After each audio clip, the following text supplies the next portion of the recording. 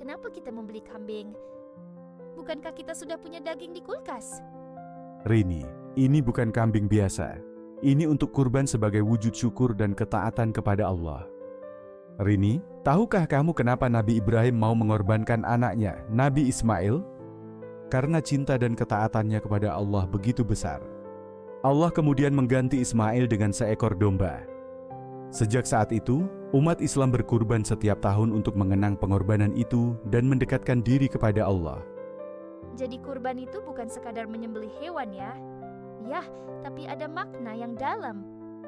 Faris, besok adalah hari raya Idul Adha. Keluargaku akan berkurban. Sebenarnya, apa pengertian kurban itu? Kenapa harus menyembelih hewan?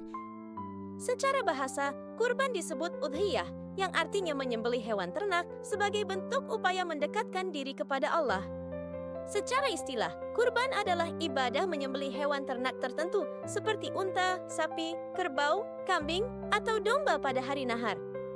Atau hari raya tanggal 10 Zulhijjah dan hari-hari tasyrik dengan niat ibadah kepada Allah. Allah berfirman dalam surah Al-Kautsar ayat 2, "Fasholli lirabbika wanhar." Artinya, maka laksanakanlah salat karena Tuhanmu dan berkurbanlah. Jadi ada dalilnya yang jelas dari Al-Quran. Ya, lalu apakah hukumnya wajib? Mengapa keluargaku setiap tahun berkurban? Hukum berkurban adalah sunnah muakkad, yaitu ibadah sunnah yang sangat dianjurkan dan diutamakan bagi orang yang mampu. Namun, hukumnya bisa menjadi wajib jika kurban tersebut sudah dinazarkan. Rasulullah bersabda dalam hadis riwayat Ahmad dan Ibnu Majah, "Man kana lahu sa'atu wa lam yudaha fala yaqrabanna musyallana." Artinya barang siapa memiliki kelapangan rezeki tetapi tidak berkurban, maka janganlah ia mendekati tempat salat kami. Hadis ini menunjukkan betapa besarnya anjuran berkurban bagi umat Islam yang mampu. Wah, anjurannya kuat sekali. Ya, kalau begitu, kapan waktu yang tepat untuk menyembelih hewan kurban? Dan hewan apa saja yang boleh dikurbankan?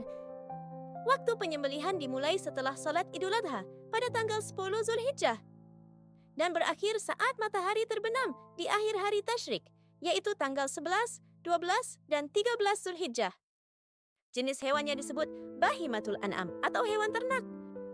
Ada unta minimal umur 5 tahun, sapi atau kerbau minimal 2 tahun untuk 7 orang, dan kambing atau domba minimal 1 tahun untuk 1 orang.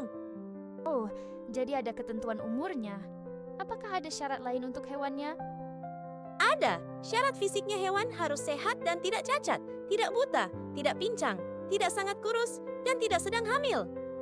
Hewan kurban harus dalam kondisi prima atau kondisi terbaik sebagai bentuk penghormatan dalam beribadah kepada Allah. Jika hewannya sudah memenuhi syarat, bagaimana cara menyembelihnya supaya sah dan halal? Ada tata caranya. Pertama, niat ikhlas karena Allah.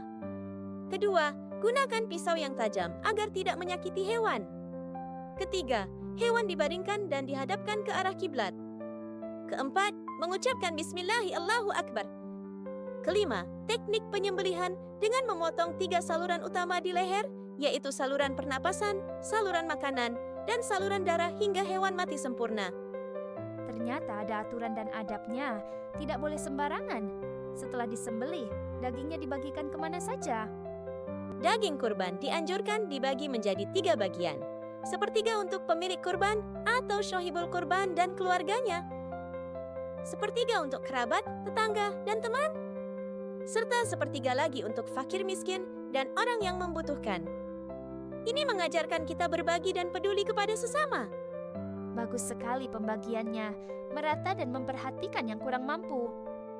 Tapi Faris, apa sebenarnya hikmah di balik ibadah kurban ini? Mengapa harus menyembelih hewan yang harganya mahal? Hikmahnya banyak sekali. Pertama, sebagai sarana mendekatkan diri atau takarub kepada Allah. Kedua, menghidupkan sunnah Nabi Ibrahim yang rela mengorbankan anaknya karena ketaatan kepada Allah. Ketiga, melatih keikhlasan dan ketaatan kepada Allah. Keempat, menumbuhkan rasa kebersamaan dan kepedulian terhadap sesama. Dengan berbagi daging kurban, kita membantu yang membutuhkan dan mempererat tali persaudaraan. Subhanallah. Jadi kurban itu bukan sekadar ritual, ya, tapi ada pembelajaran mendalam tentang pengorbanan, keikhlasan, dan kepedulian sosial. Aku jadi lebih paham mengapa ibadah ini begitu penting dalam Islam. Tepat sekali.